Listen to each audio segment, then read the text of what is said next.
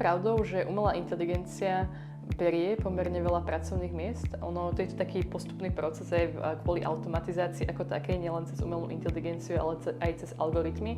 Nám ubúdajú tie pracovné miesta, zanikajú juniorné pozície a to vidíme už na tom trhu práce, že čoraz menej je dopytu po junioroch a čoraz viac dopytu po senioroch a vytvára to naozaj množstvo problémov. Ale nie je tá situácia až taká tragická, ako by sa mohlo zdať, pretože vzniká veľa nových profesí, napríklad aj to, čo ja robím.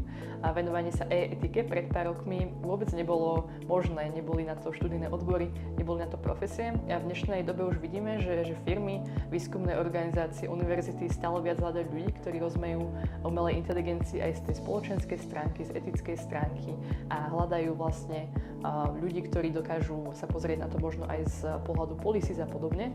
Takže tých nových miest naozaj vzniká obrovské množstvo, aj keď niektoré zanikajú, niektoré budú čiastočne nahradené ľuďmi, ale vždy v mnohých profesiách vždy bude podstatné, aby tam niekde sedel človek. A toto je taký trend, ktorý asi budeme pozorovať aj v budúcnosti, že bude možno menej juniorných pozícií, ale zase budú vznikať možno nejaké iné profesie, o ktorých sa nám teraz ani len nesníva.